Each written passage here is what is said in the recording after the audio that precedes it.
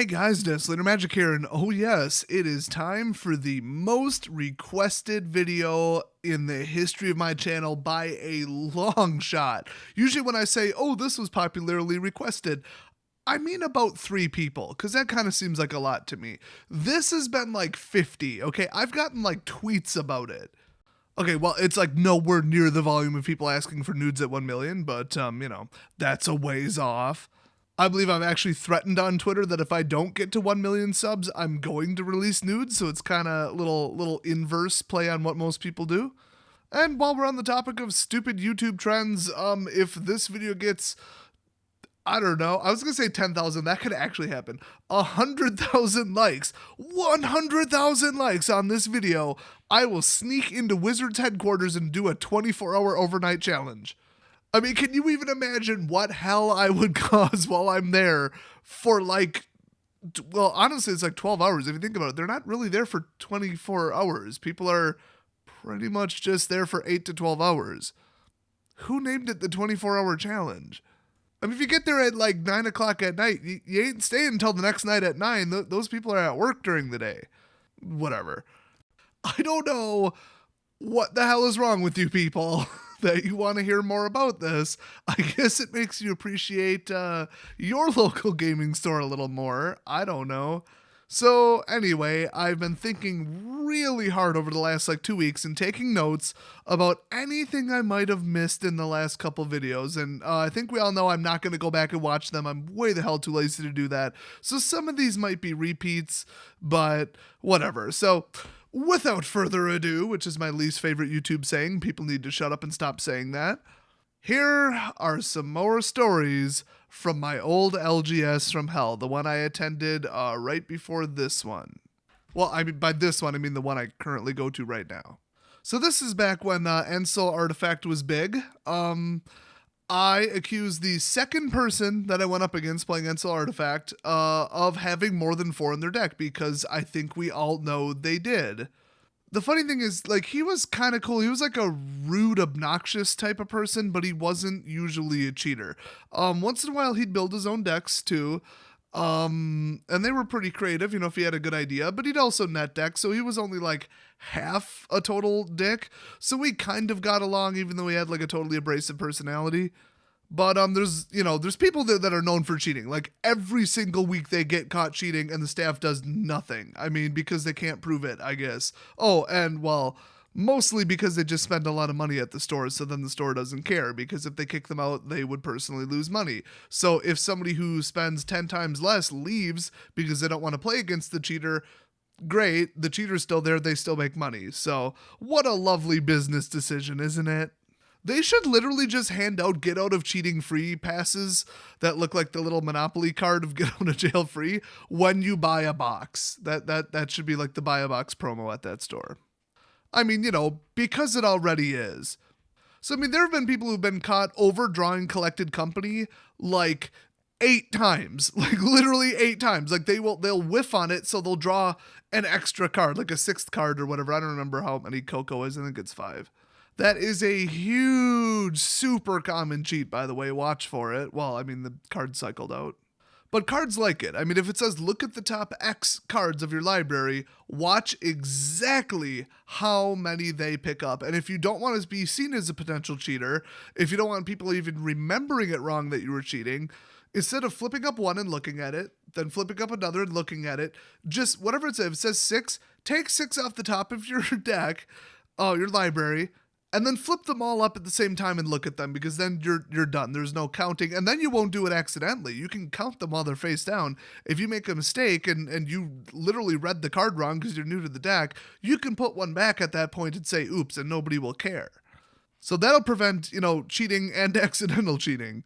So anyway, this particular player was not known to cheat. I mean, people have reported not liking him and I don't know, just odd interpretations of the rules, but I don't think he knew the rules quite as well as he thought he did. So, questionable person, questionable play style, but not yes, that guy's been caught cheating 30 times. So I didn't know if I really wanted to call him out because we kind of got along, but I'm like, dude, I am so sick of losing to people here with Ensel Artifact who get it off on turn 2. I am sick of it. Mathematically, that should not happen. It should happen way less than 40% of the time for that particular combo. And that's if you built your deck perfectly. It should be closer to like 30-35%.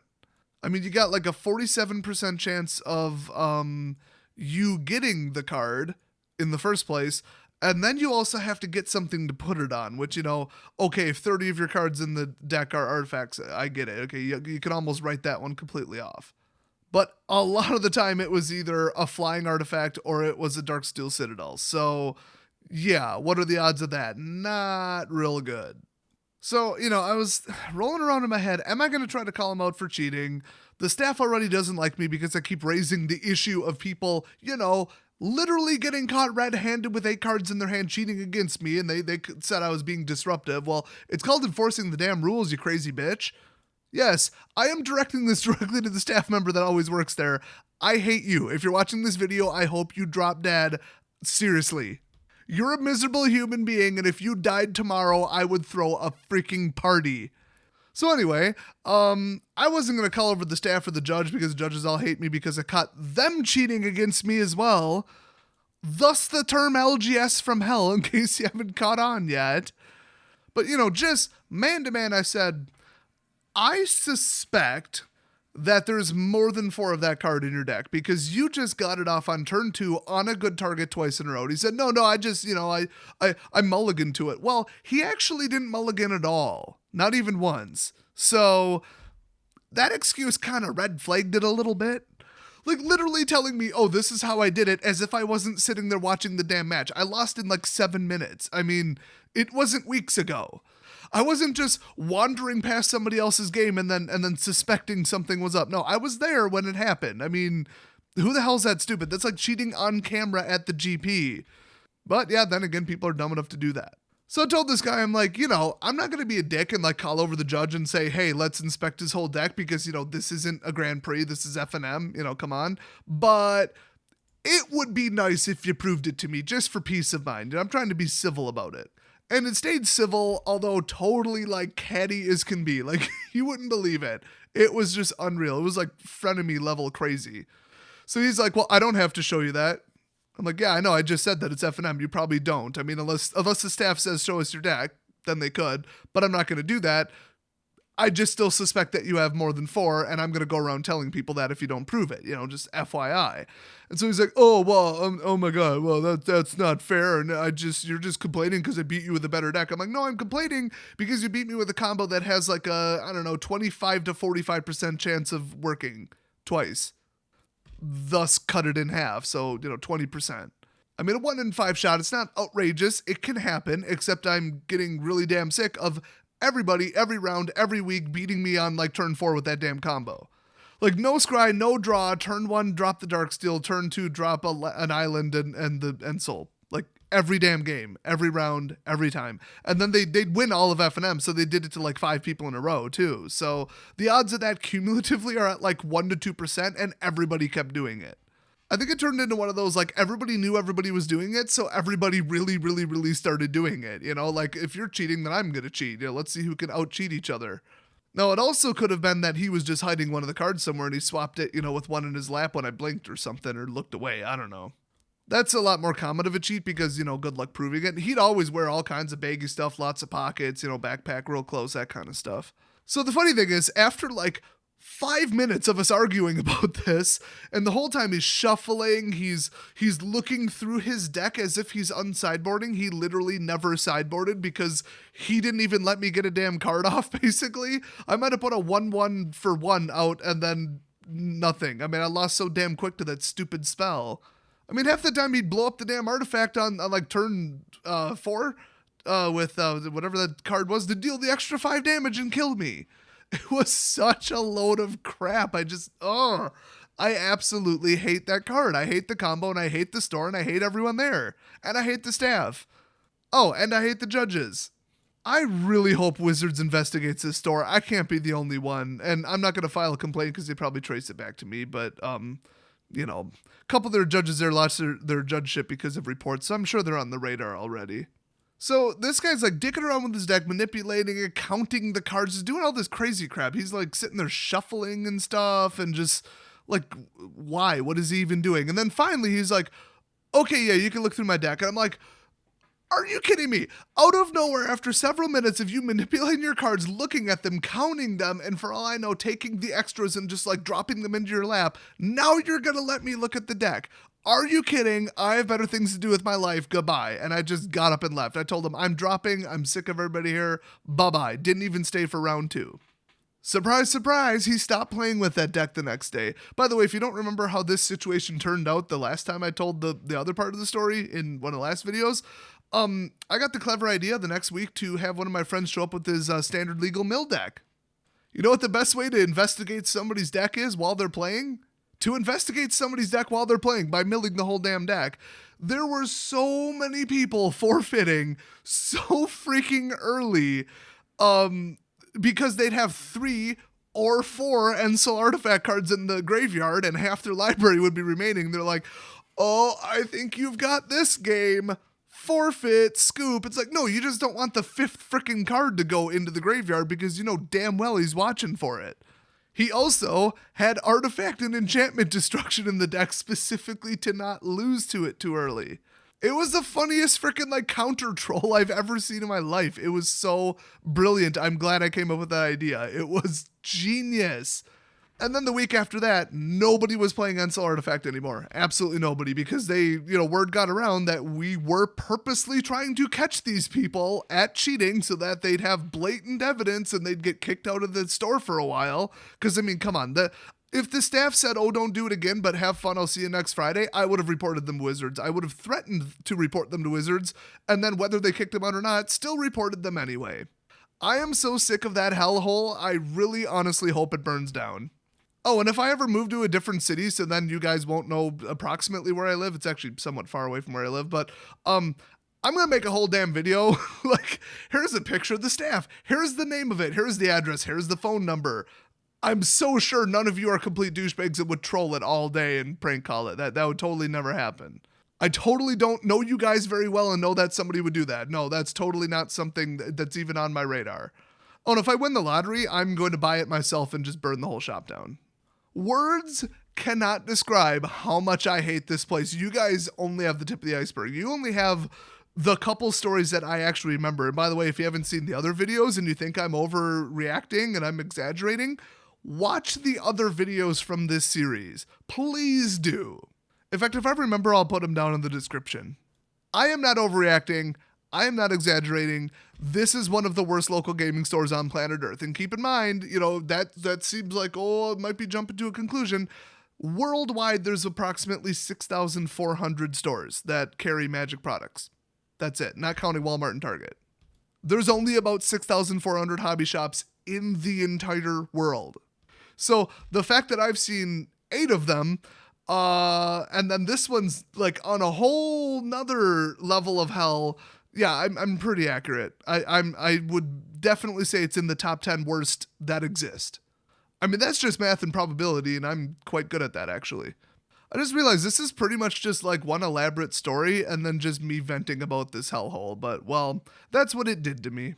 I would rather go to the dentist and have all my teeth pulled and then have them replaced with like pressure-sensitive, capacitive, like inversion coils where every time I bite down, it tases me in the face, than ever go to that piece of crap local gaming store ever again. Even just step foot inside like the little vestibule, which isn't even technically inside. They got double doors.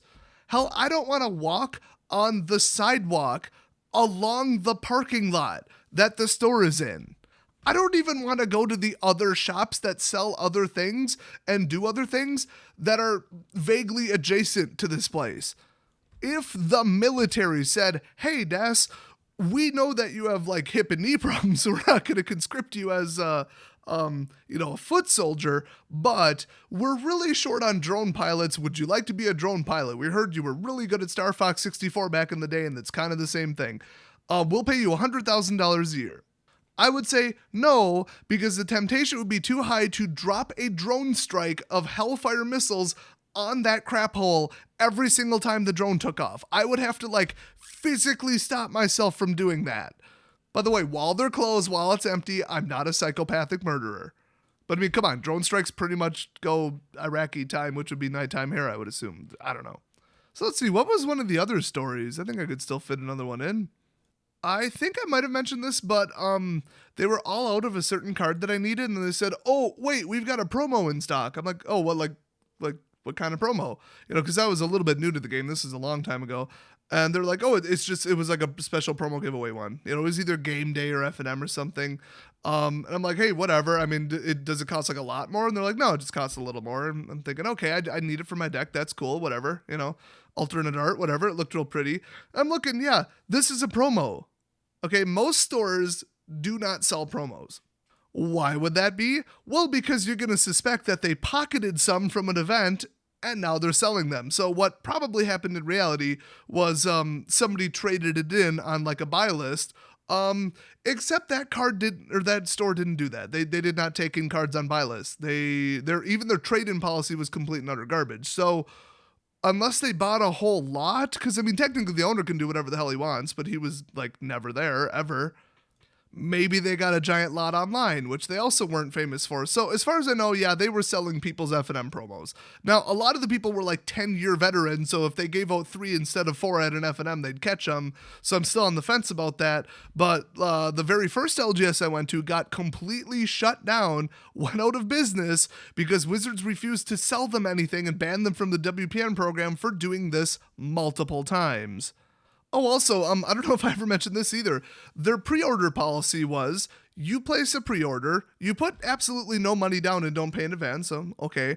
But then also you're not guaranteed to get a product. It's still first come, first serve on the day of, and also on the day of first come, first serve in the morning, you didn't need a pre-order. So in other words, they took pre-orders, but they didn't take pre-orders. Let me simplify this perhaps, explain it a different way. If Aether Revolt came out and you said, okay, put me down for 2 boxes, they will literally get out their pad of paper and write down like your name and 2 boxes, tell you the amount it would be, and that's great. Then you show up in the morning, get in line, and they would not have it set aside with your name on it. They would just pull it out of their standard inventory, their big pallet that they got or whatever. And then like the guy in front of you or behind you in line will just walk up to the counter. "Oh, I don't actually have a pre-order. Can I get 1 box?" Yep. And then if they didn't get enough, or one of their shipments was late, or just whatever, the sales were too high, they would actually have somebody who has the pre-order show up like Friday night for F&M instead of Friday morning, and they'd be like, "Oh, sorry, we're sold out." So they'd literally just sell it to whoever the hell walked in the door in chronological order. So I just stopped making pre-orders, because why would I? I mean, we're all paying the exact same price. I mean, they were taking pre-orders and not doing anything with them at all. It was the dumbest thing I've ever seen. I mean, at least we didn't have to put money down, or my God, would I have even more of a problem with that. Oh, and also, I heard a rumor that the staff was talking about kicking me out permanently, just banning me from the store, just solely because they heard that I got approved for a distributor. That's it. And I never once told more than like 3 or 4 people that I was friends with at the store, but they told, the staff, "Oh, hey, did you know that Des has got, a distributor now?" And, they know I'm paying distributor price for boxes. So just because I was no longer buying from them, and just because in their mind, potentially, I could start trying to, hawk boxes at the store, out in the back alley and say, "Hey, don't buy it from the store for like $110, buy it from me for $90. You pay me cash. It's all on the DL, and yeah, I could get you some boxes." So just because in their mind, maybe I would start doing that, they were in talks with the owner about banning me from the store, which at that point, I think this is why they never did it. They decided not to, because, well, I never heard anything else about it. If they banned me from the store, I still have contact with tons of people who go there. I would tell them to spread the word so damn quick, they would never sell another box as long as they live. I don't care if I'd have to literally sell them for like $85, which is, give or take what I pay for them.